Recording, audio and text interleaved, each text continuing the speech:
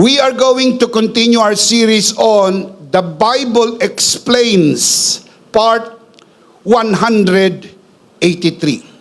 Today, we are going to continue our discussion in our mini-series within the big series of The Bible Explains, entitled 12 Timeless Principles of Grace, Part 2. Tulad ng nabanggit ko na po sa inyo nung una, we will discuss one principle at the time and combine it with life application. We are going to continue our discussion, but first, let us pray. Our dearest Father in heaven, we are so very thankful for how you have guided us today. Thank you for the wonderful time of praise and worship. Truly, you inhabit the praises of your people. There is nothing in the world like this. For in your presence, there is fullness of joy. And even the psalmist declares, I would rather be a doorkeeper in your house than dwell elsewhere. For in your presence, there is so much joy and rejoicing. Thank you for the wonderful time of praise and worship. Thank you for these beautiful people who came here today to honor you. And equally, thank you for the beautiful people who are watching this broadcast and joining us via online. Thank you so much for your presence is truly wonderful.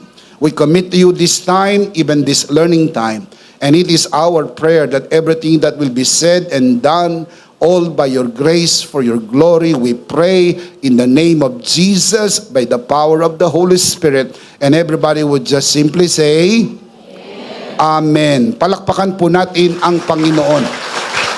Praise God. Last week, we talked about the first timeless principle of grace. Today, we are going to add one more principle, the second principle of grace. But before we do that, let me just refresh your memory on the first principle. You can see this on your screen. Principle number 1, rest in Christ's finished work. We need to add one more today, and we will discuss this. And of course, as we always do at the end, we'll do the life application. Principle number 2, live from your true identity in Christ. I want to say this again. Live from your true identity in Christ. Sa wikang Pilipino, mamuhay ayon sa iyong tunay na pagkakakilanlan kay Kristo. Dapat alam natin ang ating tunay na pagkakakilanlan. At mula sa posisyon na alam mo yung identity mo, from that position, you begin to live from your true identity in Christ. Live from your true identity in Christ, not for the fleeting approval of others. In Christ, you are accepted and complete through His finished work. You don't need to strive for validation because His grace defines your worth.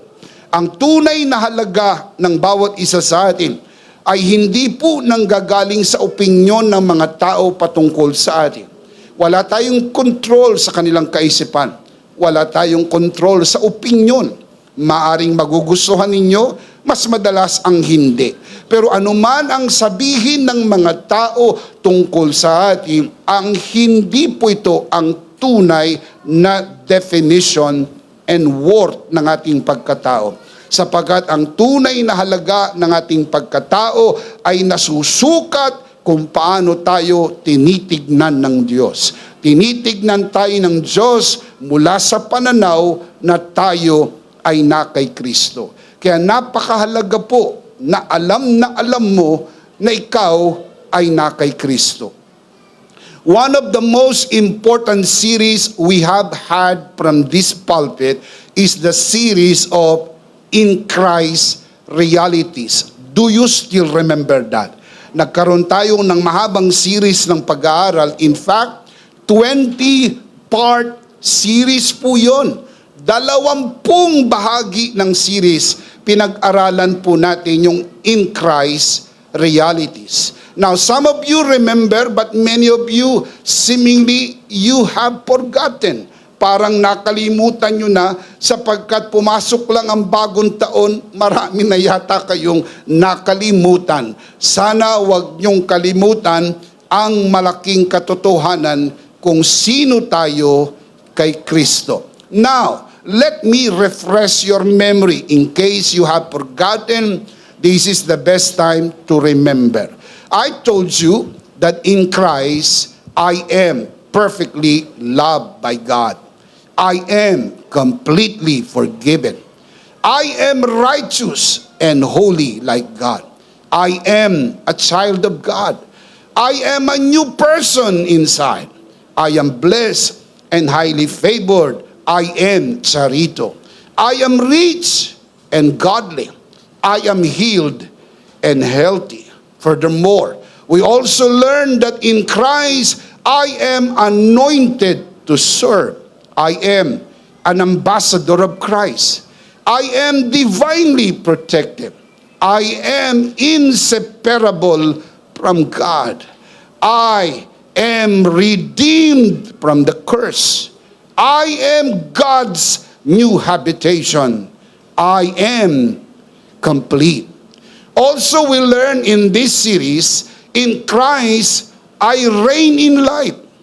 I have eternal life. I have the mind of Christ. I have the love of God. And finally, in the series, we learn that in Christ, I have the fruit of the Spirit and many, many more. Hindi pa po tapos ang series na yan. It is an ongoing. Darating ang panahon, ipagpapatuloy po natin yan at duduktungan pa po natin ng maraming mga katotohanan na itinuturo ng Biblia kung sino tayo kay Kristo. Kaya mahalagang kilala mo kung sino ka sa harap ng Diyos dahil ikaw ay na kay Kristo. Why we say so? Because principle number 2 tells us, live from your true identity in Christ. Today, I want to share with you 3 life application on how we can live by this. Paano natin maipapamuhay ang katotohanang alam natin ang ating tunay na identity ay tayo ay na kay Kristo. Life application. I want to share with you 3 life applications. Number 1, speak affirmations over yourself. Write it down. Speak affirmations over yourself. Speak affirmation over yourself, rooted in God's word and His grace. Declare who you are in Christ. Loved, accepted, complete, because His finished work defines your identity and worth. Ilagay sa isip, mga kabiyaya, ang tunay mong halaga ay kung sino ka sa harap ng Diyos. Ang tunay na halaga ng anumang bagay ay hindi kung magkano mo gusto ibenta. Ang tunay na halaga ng isang bagay ay kung magkano ito gustong bilhin ng taong bibili. Kahit gusto mong ibenta yan ng 1,000,000, kung walang gustong bumili ng 1,000,000 sa bagay na gusto mong ibenta, wala hong halagang 1,000,000 ang gusto mong ibenta. Pero kapag may taong lumapit at nagsabi, bibilhin ko yan ng 2,000,000, 3,000,000, 10,000,000, nagbibiding ang tao dahil gustong bilhin ang isang bagay at ang mananalo ay ang pinakamataas na bid. Mga kapatid, gusto mong malaman ang tunay mong halaga, kinakailangan mo itong makita kung anong halaga ang ibinayad ng Diyos para ikaw ay matubos. Ibinayad ng Diyos ang buhay ng kanyang bugtong na anak upang tayo tubusin sa krus krus ng Kalbaryo. Yan ang tunay mong halaga. Huwag mong ibaba ang iyong sarili. Huwag mong gawing katawa-tawa ang iyong sarili. Huwag mong ilugmok ang sarili mo sa busabos ng kasalanan sapagkat ikaw ay mahalaga sa paningin ng Diyos. Can you say amen? Don't call yourself weak when Christ has made you strong. Don't say you can't do it when Christ enables you to do all things. Speak over yourself what God declares about you in Christ. Ano bang sinabi ng Diyos tungkol sa iyo? Anong iyong halaga? Sino ka sa harap ng Diyos? Dito ka magsimula. Mamuhay ka mula sa punto de vista, kilala mo ang iyong sarili, kung sino ka sa harap ng Diyos. Also, we learn in this community that you are what the Bible says you are. You have what the Bible says you have. And you can do what the Bible says you can do. And we learn that. Therefore, we confess, I am what the Bible says I am. I have what the Bible says I have. And I can do what the Bible says I can do. Huwag mong maliitin ang iyong sarili. Huwag mong ibaba ang iyong sarili. Huwag mong tignan ang iyong sarili sa pananaw ng ibang tao o sa maliit na pananaw ng mga taong hindi naniniwala sa iyo. Dahil kung may mga taong hindi naniniwala sa iyo, ang Diyos ay naniniwala sa iyo. Kaya kasinagip ni Kristo sa krus ng Kalbaryo dahil naniniwala ang Diyos sa iyo. Say amen. Joel chapter 3 verse 10. Let the weak say, I cannot hear you from where I am standing. Let the weak say, so you are not weak. Don't call yourself weak. You are not weak. God is not seeing you weak. You are strong. Sapagkat ikaw ay nilikha ayon sa kanyang wangis. Maaring ang unang bahagi ng kwento tila hindi maganda dahil ang tao'y bumagsak. Pero ang tunay na kwento ay hindi sa una nakikita kung paano nagtapos ang kwento. Ang tao'y bumagsak pero sinagip tayo ng biyaya ng Diyos. Isinugo niya ang kanyang bugtong na anak upang sa pamagitan ni Kristo tayo matubos at mabalik tayo sa ating kalagayan. Tayo'y minamahal ng Diyos. Can you say amen? 2 Corinthians chapter 12 verse 9 and 10.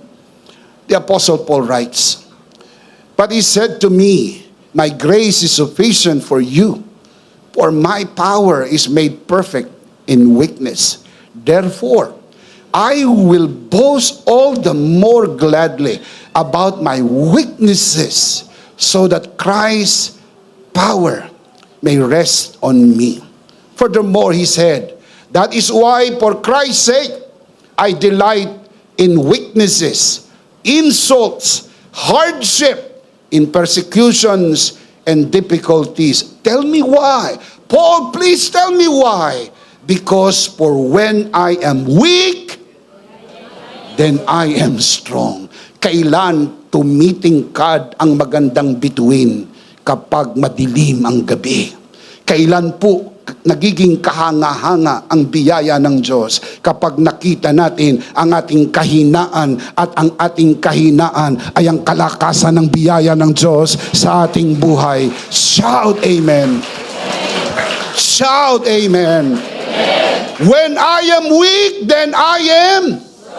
So you are no longer weak because you came to the end of yourself. And now from the end of yourself, salvation, and by the grace of God, you are now strong. Can you say amen? Philippians chapter 4 verse 13. The Apostle Paul writes, I can do all things through Christ who strengthens me. Do you believe that? Can you say amen to that? Palakpakan muna natin si Lord. Praise God. When God saw darkness, He spoke light, and light came. When Jesus saw sickness, He spoke healing.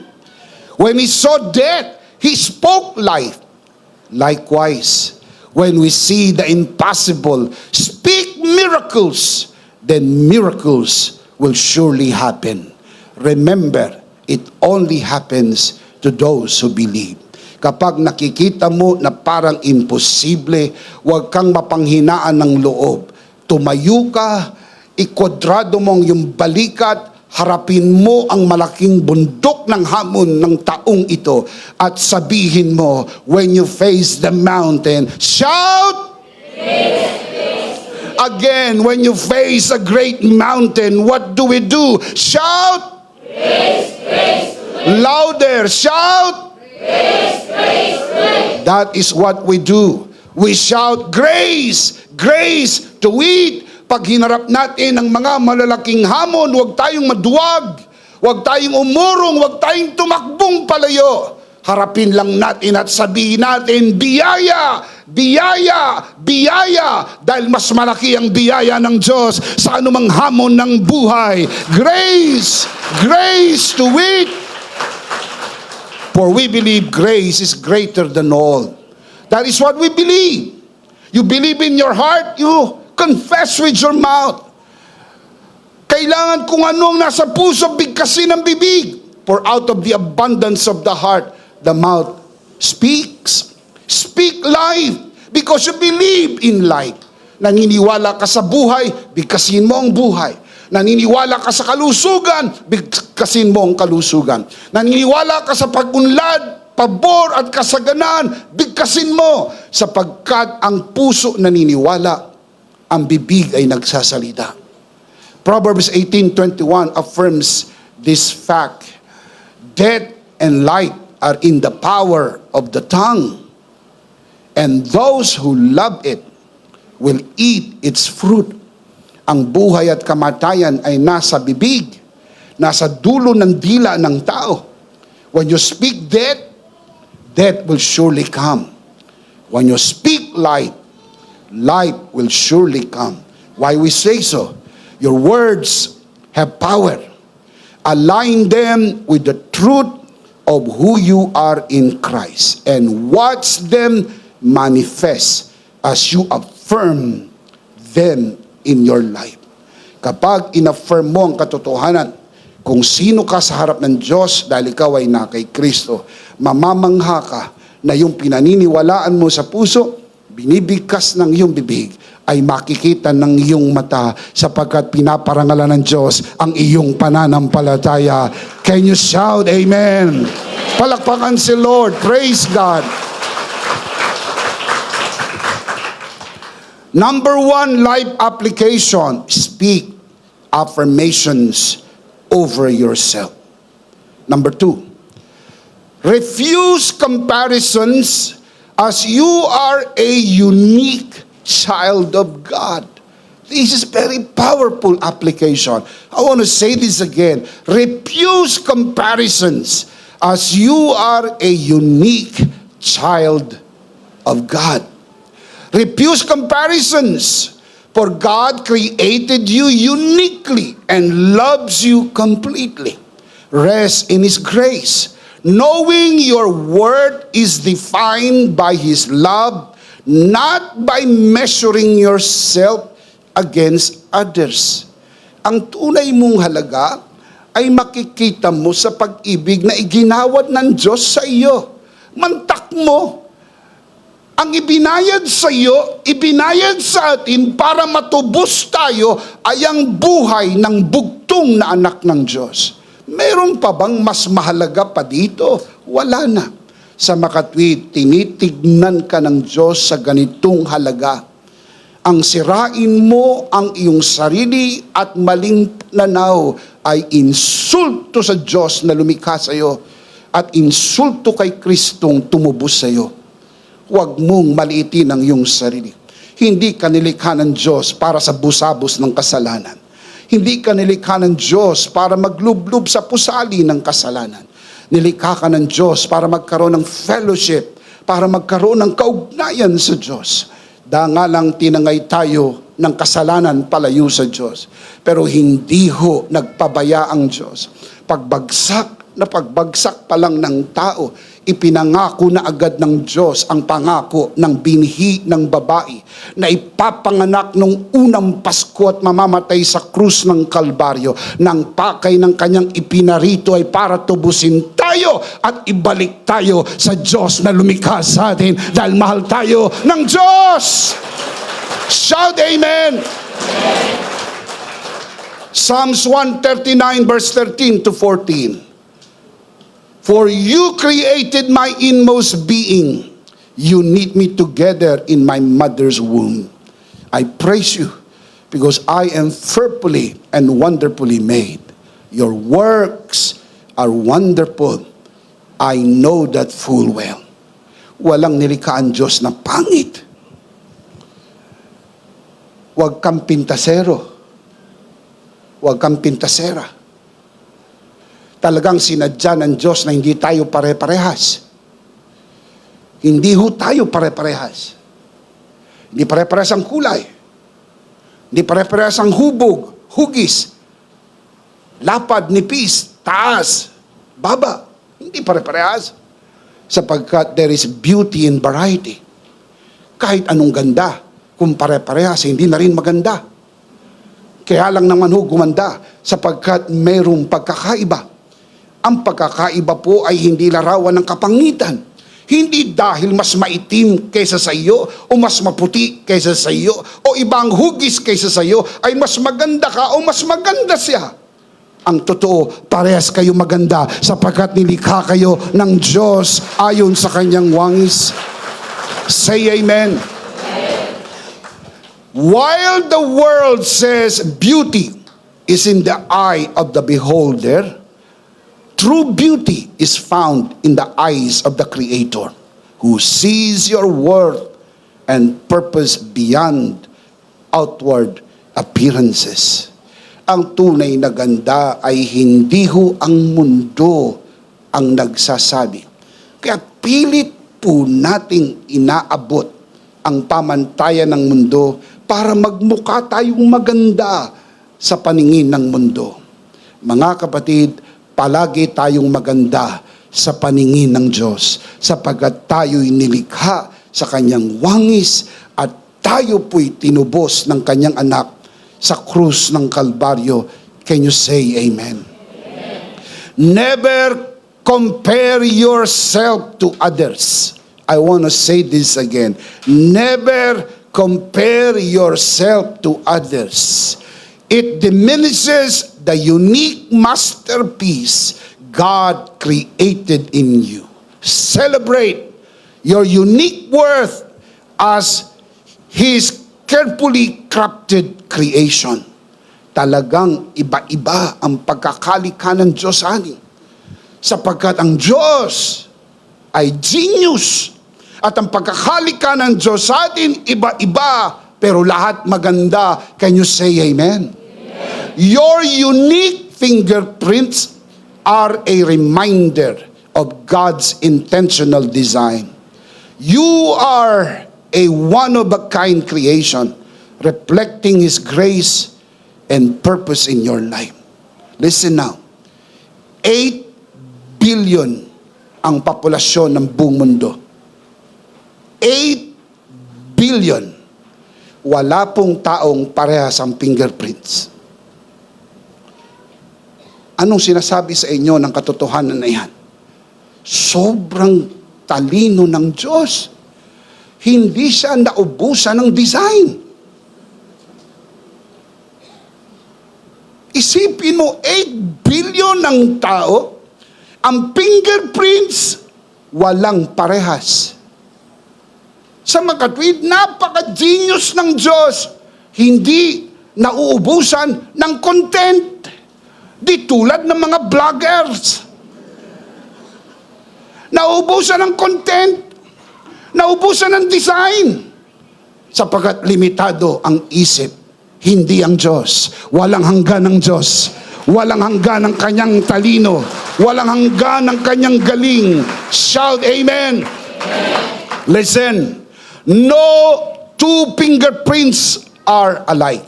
Fingerprints are formed through a combination of genetic factors and environmental influences during fetal development. Even identical twins who share the same DNA have distinct fingerprints. Amazing! Kahit kambal, magkaiba ang fingerprints. Now listen, aside from fingerprints, irises in the eyes are also unique in each individual. Listen to this.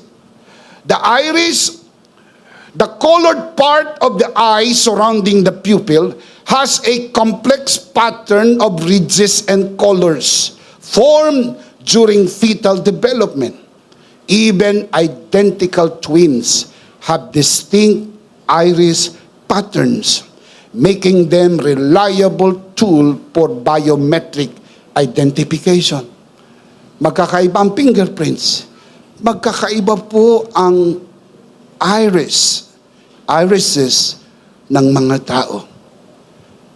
Anong sinasabi sa inyo ng impormasyong naririnig nyo? You are unique. You are special.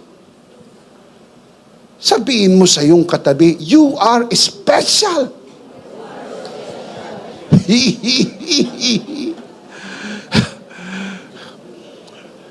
Yung iba sa inyo, nagsasalita, walang kausap. Ulitin mo. Sabihin mo sa katabi mo, you are special.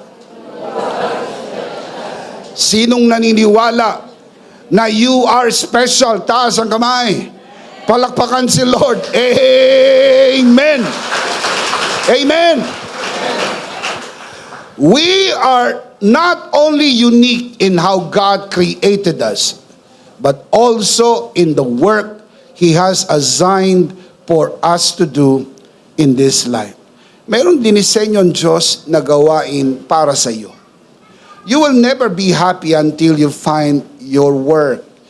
Maniwala kayo, hindi ho perang magpapasaya sa tao. Kahit nasa iyo na ang pera ng buong mundo, pag hindi mo nagawa yung pinagagawa lang ng Diyos sa iyo, you'll never be happy. Kasi ang tunay na fulfillment is to find what God has called you to do in this life. Do it with all your heart. Finish it well. Then you will be very happy because one day you will stand before the great Creator and you can even say from your heart, well done. I have finished my work. I have completed my work.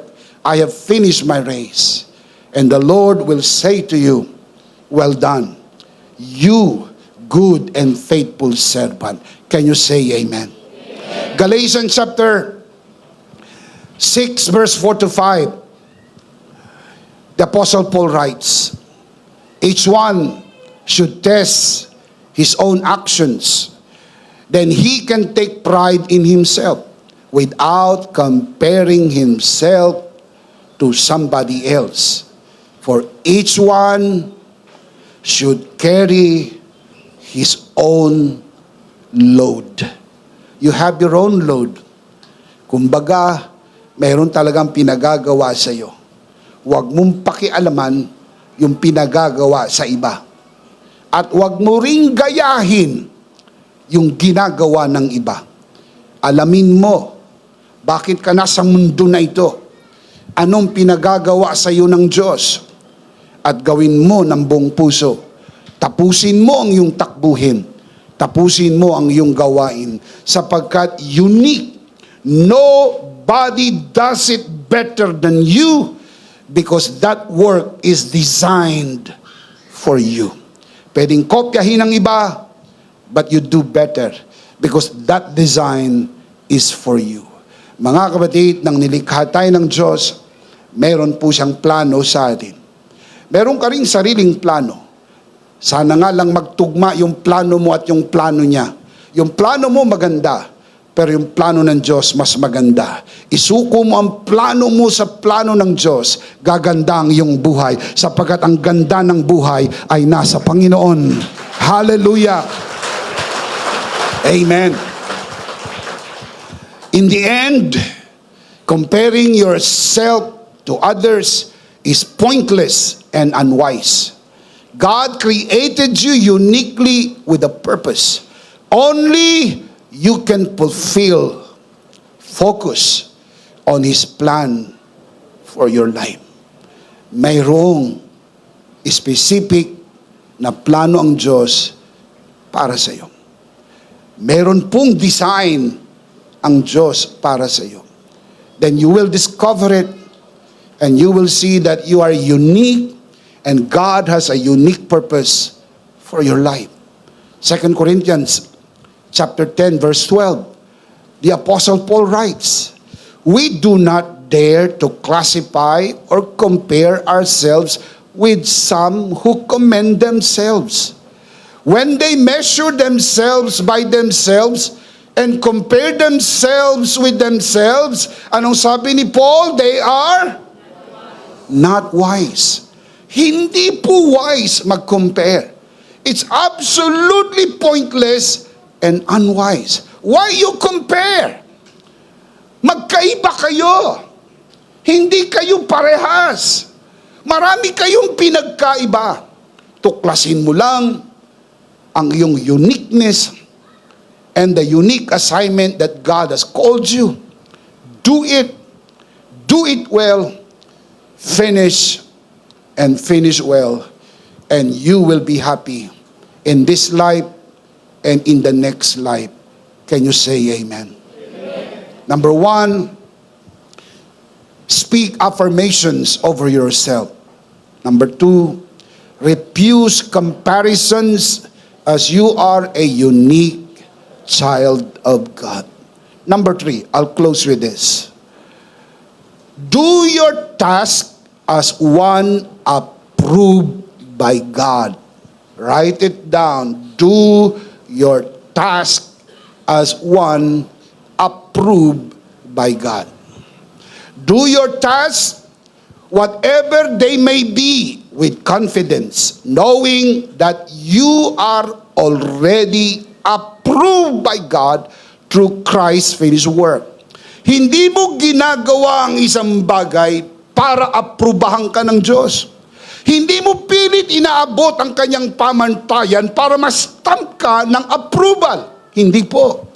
Ang iyong approval sa harapan ng Diyos ay hindi mo napremyuhan ng iyong gawa. Ang approval mo sa harapan ng Diyos ay naipagkaloob sa iyo dahil kay Kristo. Dahil ikaw ay na kay Kristo, you are already approved. And from that point, you work and do your task as one already approved by God. You don't strive for approval. You live from it. Let His grace empower you to excel, for in Him you are fully equipped. Hindi niya ipagagawa ang isang bagay sa iyo na hindi kanya in-equip para magawa ito. Nilagay niya ang tamang kaloob. Nilagay niya ang mga tamang tao.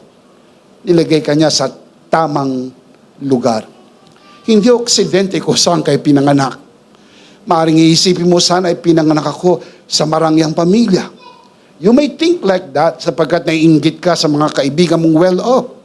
Sana iniisip mo, sana ay pinanganak ako sa Amerika, sa Canada. O sana ay pinanganak ako sa Los Angeles.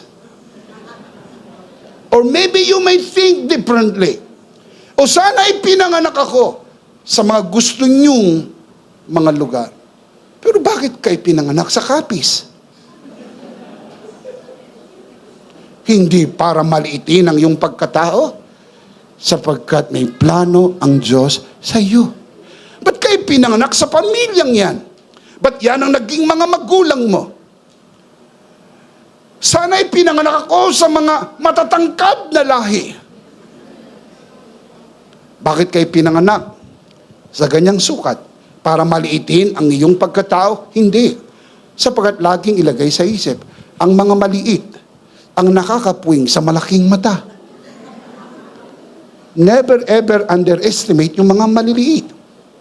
Mga kapatid, may mga bagay na minamaliit ang mundo, itinataas ng Panginoon. Palakpakan si Lord. Praise God. Praise God. Say amen. Our approval before God is not based on our works, but on Christ and His finished work. We do not work to be approved. Rather, we confidently work because we are already approved. Ang ating approval ay hindi premyo ng ating gawa. Ang ating approval ay biyaya na bigay sa atin. Hindi tayo karapat-dapat, pinaging dapat lang tayo ng kabaitan ng Diyos. Ephesians chapter 1 verse 6. You know this verse. I know you know this verse very well. Ephesians 1:6. To the praise of the glory of His grace, by which He made us accepted in the beloved. Mga kapatid, the word accepted, you know that, comes from the Greek word, charito. Blessed and highly favored.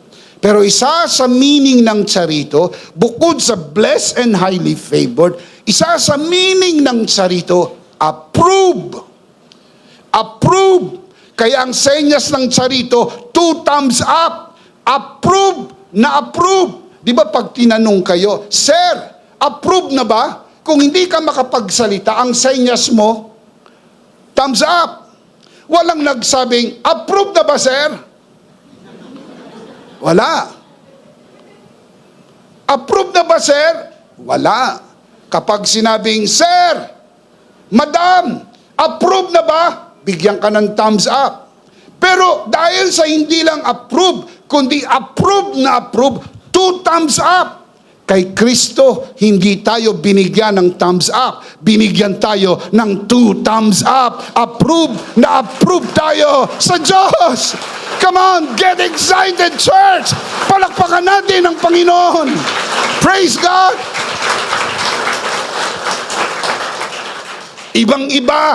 Ibang-iba kaysa narinig niyong sermon ng dati niyong mga pastor na ma-approve ka kay Lord dahil sa iyong prayer, dahil sa iyong service, dahil sa iyong offering, dahil sa iyong serbisyo, sakripisyo, sa iyong pag-aayuno, pagpapahirap sa sarili, at ikaw ay maging approve sa harap ng Diyos.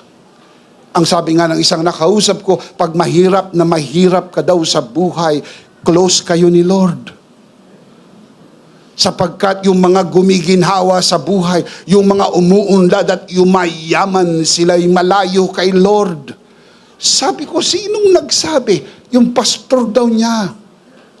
Sa makatwid na niwala siya na pag mahirap, close sila ni Lord. Ang sabi ko sa kanya, bakit ka nagsisikap umunlad? Lalayo ka kay Lord. Bakit dalawa ang trabaho mo? Di ba pag nagdadalawang trabaho, ibig sabihin nagsisikap na umunlad. Sabi ko, huwag kang magsikap. Kasi pagka umunlad ka, lalayo ka kay Lord. Sabi ko sa kanya, kung gusto mo, close kayo ni Lord, mag-pray ka na lahat ng kahirapan sa buong mundo ay mapasayo na. At pag mahirap na, makikita mo na si Lord. Salamat dahil naliwanagan na tayo ng mensahe ng biyaya na tayo ay tinanggap ng Diyos hindi dahil sa pagpapahirap sa sarili. Anong pinagkaiba nila sa mga Katoliko na nagpipinitensya? Yung pagpapahirap emotionally, pagpapahirap financially, materially, yung iba physically. Ano po ang kanilang purpose? To gain God's approval. Pinipremyohan nila. Kailangan mong pahirapan ng iyong sarili para at the end, matanggap ka ng Diyos. Kahit po sunugin mo ang iyong sarili, hindi ka pwedeng tanggapin ng Diyos, hiwalay kay Kristo. Dahil isa lang ang katanggap sa Diyos. Walang iba kundi ang kanyang anak. Pag ikaw ay nasa kanyang anak, 2 thumbs up ka, tinanggap ka ng Diyos, ikaw ay accepted, ikaw ay approved before God. Shout amen! So bigyan mo ang katabi mo ng 2 thumbs up, sabi mo sa kanya, you are approved! Sa kaliwa, sa kanan naman, you are approved. And everybody say, in Christ I am approved. In Christ I am approved by God. Do you believe that? Palakpakan natin si Lord. Praise God. Praise God. Ephesians chapter 2 verse 10 from the New Living Translation, beautifully worded. For we are God's masterpiece. Beautiful. You are God's masterpiece.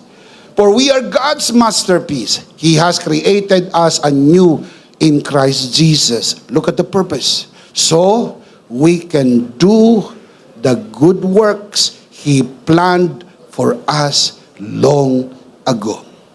Isa po sa mga maling paniniwala ng mga nasa community of grace, di umano, pag nasa biyaya, wala nang gagawin. Nothing could be farther from the truth. Mali po yun. Yun ang dahilan kung bakit naging maanghang sa panlasa ng iba ang mensahe ng biyaya dahil di umano wala nang gagawin. Parang ang grasya ay laban sa gawa. Mali po yun. Ang hindi lang po natin inaayunan ay kapag ang gawa isinama mo sa grasya dahil ang tawag diyan disgrasya. Dahil insulto yan sa tinapos na gawa ni Kristong sapat na at hindi na kailangan dagdagan. Pero ang gawa ay hindi po pandagdag sa grasya. Ang gawa ay resulta ng grasya. Ang gawa po ay resulta ng biyayang iyong natanggap. 1 Corinthians 15:10, I am what I am by the grace of God. The grace of God is not without effect. Paul said, I work harder than all of them, yet not I, but the grace of God that was with me. Mga kapatid, kapag natanggap mo na yung grasya, you are now in a better position to do the work that God has called you to do. Why? Because you are His masterpiece. Meron talagang pinagagawa ang Diyos sa iyo. Kung tenga ka, dapat kang makinig. Kung mata ka, dapat kang tumingin. Kung ikaw ay bibig, dapat kang magsalita. Kung ikaw ay kamay, dapat kang humawak. Kung ikaw ay paa, dapat kang maglakad. Di yata tama kung ang kamay ang naglalakad. Di yata tama na ang mata ang dumidila. Di yata tama na ang tenga ang siyang umaamoy. Bawat parte ng katawan ay merong gawain. Tayo po'y parte ng katawan ni Kristo. Hanapin natin ang ating parte sa katawan ni Kristo kasi binigyan ka ng kaloob, binigyan ka ng talino, binigyan ka ng galing at husay. Isinama ka niya sa kanyang katawan upang magampanan natin ang pinagagawa ng Diyos sa atin sa biyaya ng Diyos. Can you say amen? Amen. 2 Corinthians chapter 3 verse 5 and 6. Not that we are competent in ourselves to claim anything for ourselves, but our competence, our approval comes from God. You see right there? Our competence or our approval comes from God. Verse 6, He has made us competent. He has made us approved as ministers of the new covenant. Not of the letter, referring to the law, but of the Spirit, referring to grace. Because the Spirit is called the Spirit of grace in Hebrews 10:29. For the letter kills, but the Spirit gives life. Can you say amen? How can you fail? There is no way you can fail. How can you fail when Christ has already won the victory for you? Made you more than a conqueror, included you in His triumphal procession, and the fragrance of His victory fills the air around you. How can you fail? The answer is, there is no way you can fail. Hindi ka pwedeng mabigo. sapagkat hindi ka pa nagsisimula, pinagtagumpayan ka na ni Kristo, sapagkat ang kanyang tagumpay ay ibinigay sa iyo. Amen. Hindi ka pwedeng mabigo sapagkat nagsisimula ka sa posisyon ng tagumpay, sapagkat dahil kay Kristo ginawa kang higit pa sa mananagumpay. Inabot ni Kristo ang kanyang tagumpay sa iyo. Siya ang kumuha ng exam para sa iyo. Paano kang babagsak? Perfect! Pasado ka, hindi lang pasado, excellent, dahil si Kristo ang iyong tagumpay. Si Kristo ang iyong tagumpay. How can you fail? Paano kang matatalo kung tapos na ang laban? Inuulit ko, paano kang matatalo kung tapos na ang laban? Tinapos na ni Kristo ang laban sa krus ng Kalbaryo, isinigaw ng Panginoon, "It is finished." Tapos na, talo na ang kaaway, tayo po'y ligtas, tayo'y pinatawad, tayo po'y tumanggap ng grasya ng Panginoon dahil sa tinapos na gawa ni Kristo. How can you fail? There is no way you can fail. Isinama ka na sa parada ng tagumpay. Paano kang matatalo kung kasama ka na sa victory parade? Paano kang matatalo kung ang amoy mo ay halimuyak ng tagumpay? There is no way you can fail. Huwag mong tignan ang sarili mong talunan.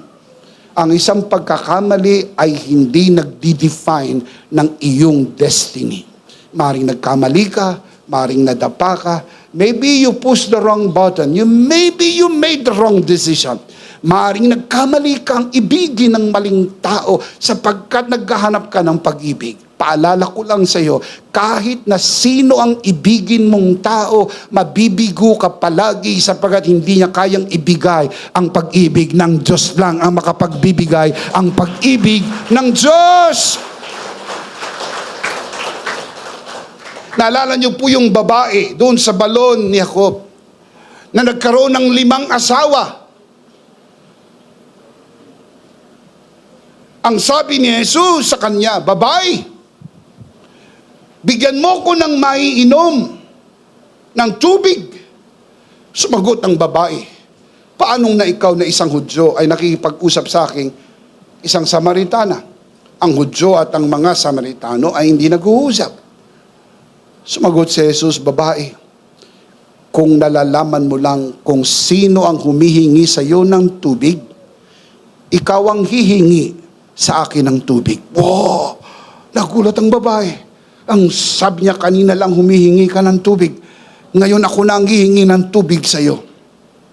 "Woman," Jesus said, "if anyone drinks the water from this well will be thirsty again. But if anyone drinks of the water that I will give him will never be thirsty. Ang sino mang uminom ng tubig na ibibigay ko, hindi na mauuhaw." Sumagot ang babae, "Bigyan mo ko ng tubig na ito para hindi na ako mauhaw." Sumagot si Jesus, "Tawagin mo ang iyong asawa." Napatras ang babae.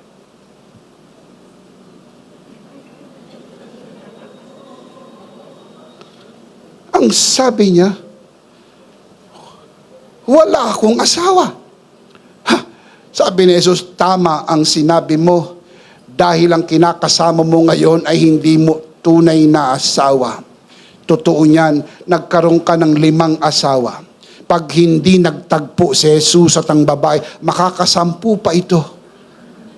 Bakit? Meron siyang hinahanap sa una, meron siyang hinahanap sa pangalawa, meron siyang hinahanap sa pangatlo, meron siyang hinahanap sa pang-4 at pang-5. At pagdating sa pang-5, hahanap siya ng pang-6, pang-7, pang-8, pang-9, pang-10. Hindi titigil ang tao sa paghahanap dahil hindi mo matatagpuan ang tunay na pag-ibig sa tao. Ang Diyos lang ang tunay na pag-ibig. Sa Kanya mo lang ito matatagpuan.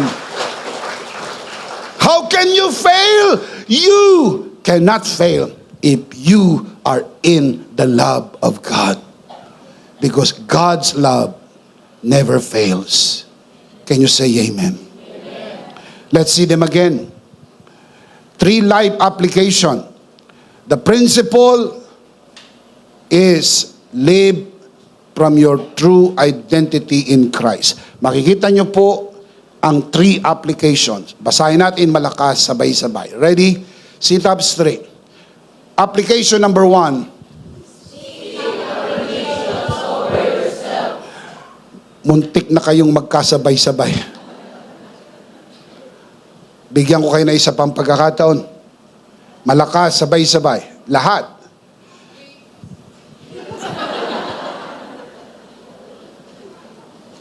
One, two, three. Seek affirmations over yourself. Number 2. Refuse comparisons as you are a unique child of God. Number 3. Do your task as one approved by God. The big idea is in Christ, I am approved by God. Do you like that? Palakpakan natin ang Panginoon. In Christ, I am approved by God. Can you say amen? Sabay-sabay, malakas. Ano ang big idea?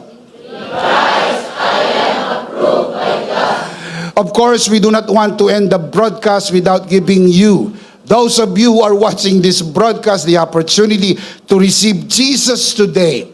Receive Jesus today and be saved. Receive Jesus today and receive God's stamp of approval. Because only in Christ you can find your approval. Hindi yan ibibigay ng tao sa iyo. Inuulit ko, hindi ibibigay yan ng tao sa iyo. Yan ibibigay ng asawa mo, ng magulang mo, ng mga tao sa iyo. Ang makapagbibigay lang sa iyo niyan ay ang Diyos sa pamagitan ni Jesucristo. That is why we invite you to receive Jesus today and receive God's approval.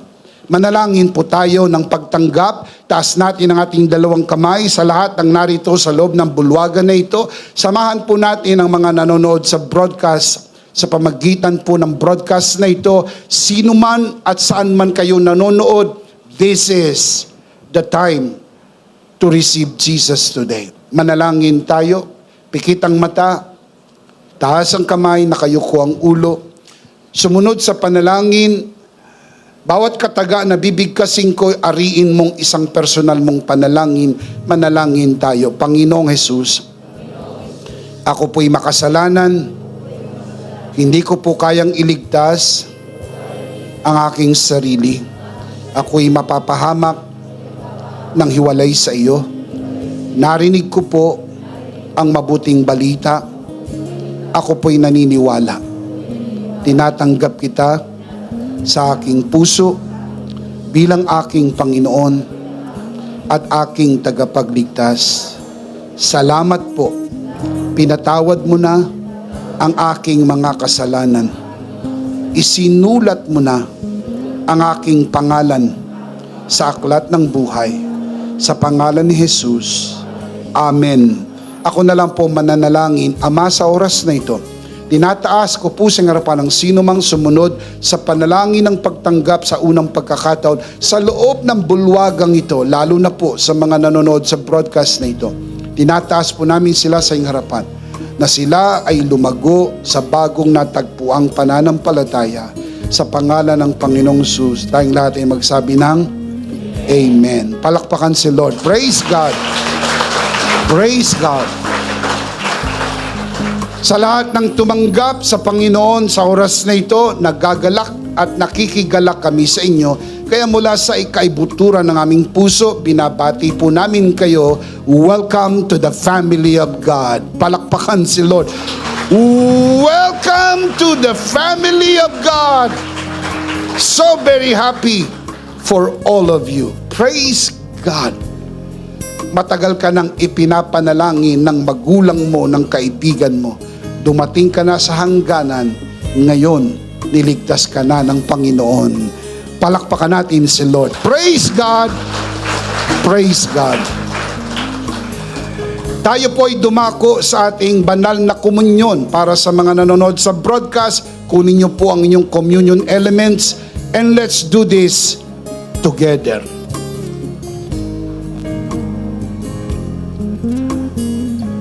Alright, let's do this together mga kabiyaya.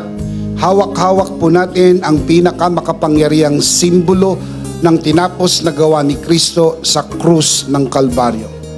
Ito ang aral na tinanggap ko sa Panginoon at ngayon naman ay binibigay ko sa inyo. Nang gabing isa'y pagkanuloy dumampot siya ng tinapay. Kanyang pinagpira-piraso at kanyang sinabi, ito ang aking katawan na pinagpira-piraso dahil sa inyo.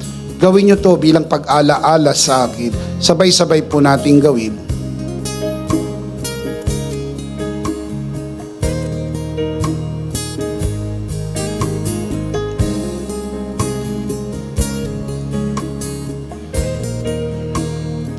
Gayon din naman matapos maghapunan ay kanyang hinawakan ng saro at kanyang sinabi, ito ang saro ng bagong tipan na pinagtibay ng aking dugo. Gawin nyo to bilang pag-ala-ala sa akin. Sabay-sabay po natin gawin.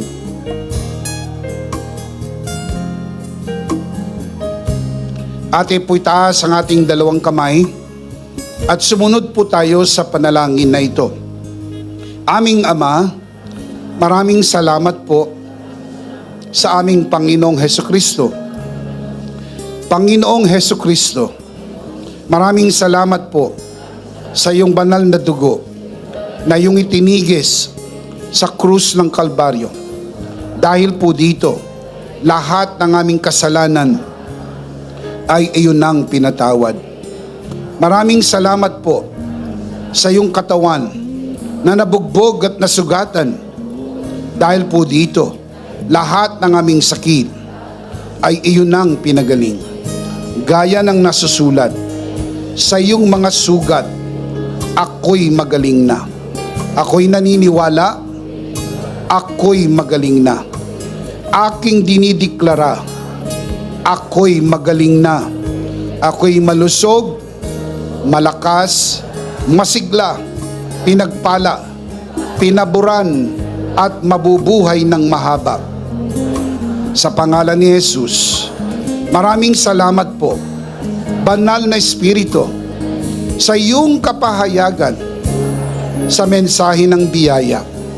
Sa pangalan ng Panginoong Jesus, Amen. Amen. Palakpakan po natin si Lord. Praise God. Alright, sabay-sabay, malakas. Ano po ang ating big idea? Christ, I am approved by God. One more time. In Christ, I am approved by God. Are you in Christ? Never ever doubt you are approved by God. All by His grace, for His glory. Everybody say amen. Of course, we do not want to end this broadcast without giving the opportunity for those who are watching this broadcast to bless this ministry. If this broadcast has blessed you, and if not asking too much, I would like you to bless this ministry with your love offering so that together we can reach the world with the message of full grace. And from the bottom of our hearts here at EMI, we would like to say, thank you for giving to the Lord. We'll see you next Sunday, prayerfully on site, but definitely we'll see you again online. Ako po si Bishop Emmy, kasama po si Pastor Joe at ang kabuuan ng The Lord's Community and EMI Broadcast. Maraming salamat po. Stay a bit for more announcements. Stay blessed and stay connected. Always remember, in Christ, you are forever. Charito!